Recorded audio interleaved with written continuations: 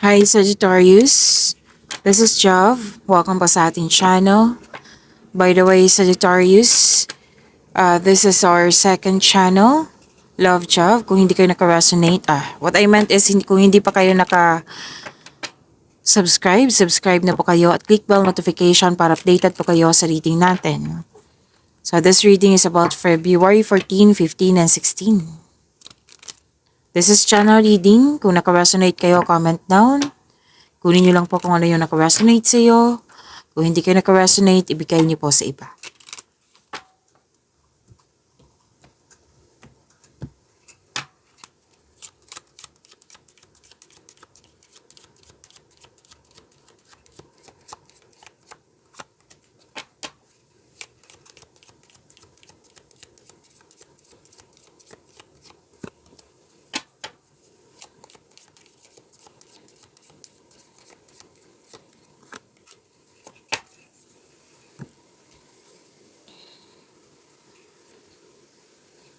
Okay, Sagittarius.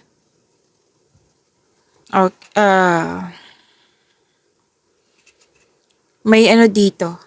Young woman, pwede ikaw to, pwedeng siya. Na pwedeng concern mo to. Or siya yung taong tutulong sa iyo. Malaki ang kanyang influence ngayon. Kung kailan nyo to napanood, 14, 15, and 16 ito, di ba? And may happiness, fulfillment sa pangarap. Dreams do come true. Yes, this is great fortune. Magandang kapalaran po. Makaka-receive ka ng malaking blessings. At sabi din dito na sabi din dito na may older female din aside sa young woman. Oo. Na pwedeng ito yung nagbigay ng wisdom message sa iyo.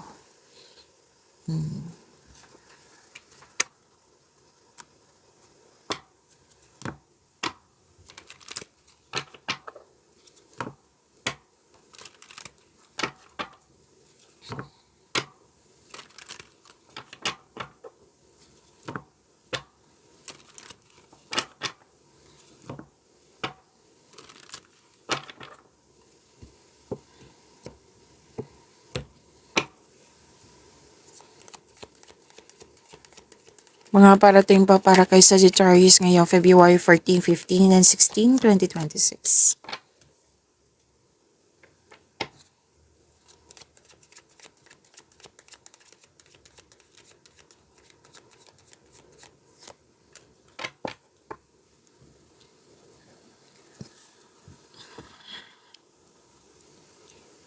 Sagittarius.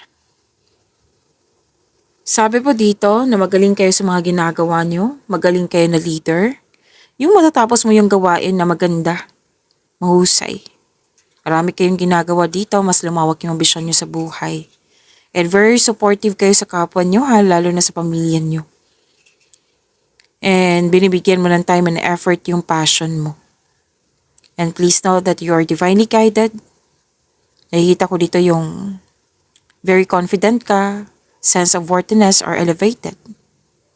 So, nang dahil sa confidence na ito, magkakaroon po ng personal growth and improvement sa inyong connection sa isang tao. And you are feeling powerful sa mga ginagawa mo dyan. Like, ina-enjoy mo yung recognition. Yes, kilalang kilala ka. And ipagpatuloy nyo pong makinig sa inyong intuition kung pwede po kasi makakatulong to sa growth mo, sa mga ginagawa mo. It will increase your pagkakaroon ng increased prosperity. Basta ipagpatuloy nyo pong makinig sa inyong intuition kung pwede, kung okay sa iyo. And you are creative and enthusiasm. Yan na yung importanteng part sa iyong success.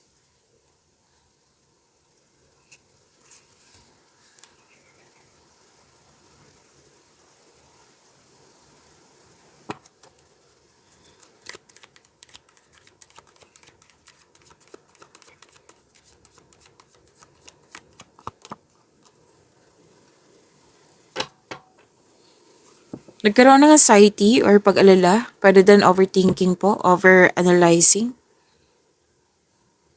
hindi magandang tulog, balisa, pwedeng natatakot or naghihinala, or dumadalas ang pagkakaroon ng masamang panaginip.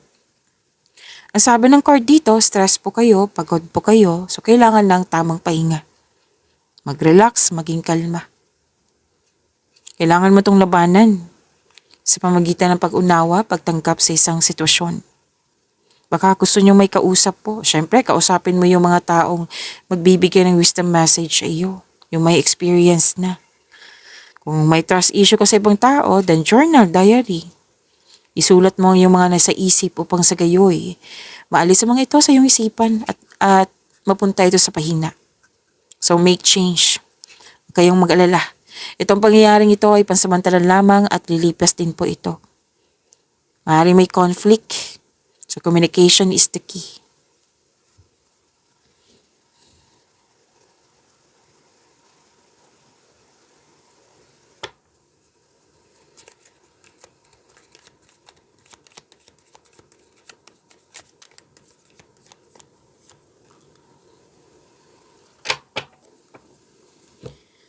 Whether may nag-aalaga sa iyo na isang mother figure or feminine energy dito, pwede hindi siya mother figure, kundi feminine lang, babae. Oo, kasi may nakita ko ditong young woman, older woman, di ba?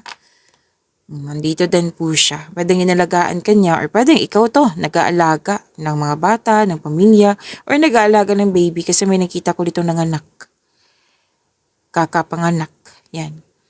Marami kang naisip ng bagong ideas para sa ikakabuti na iyong negosyo, trabaho, kaperahan.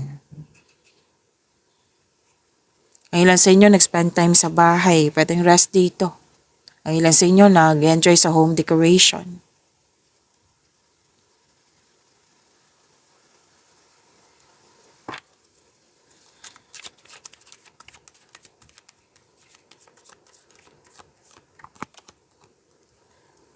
May kompetisyon or di kayo conflict ito, argument. So, iwas na lang sa toxicity kung pwede po. May toxicity kasi dito. So, makinig kayo sa intuition kasi it will guide you away from toxicity. Pwede may nang iwan, umiwas, naghiwalay. So, ingat na lang sa conversation ngayon ha kung may mga kausap ka ngayon kasi parang na-provoke ka dito na magkakaroon ng argument. Okay? So, mas piliin ng inner peace. Kung itong taong ito ay naghahanap na parati ng gulo or away, baka kailangan nyo na pong mag-decide. Pero unahin nyo muna yung communication, di ba? Kausapin mo muna. Kung, syempre sinabi dito na paulit-ulit na lang. Kasi, oo. So, kailangan nyo na mag-decide. Pag-isipan ng mabuti. Mag-ingat lang po sa mga sinasabi at ginagawa kasi na-provoke para magalit ka.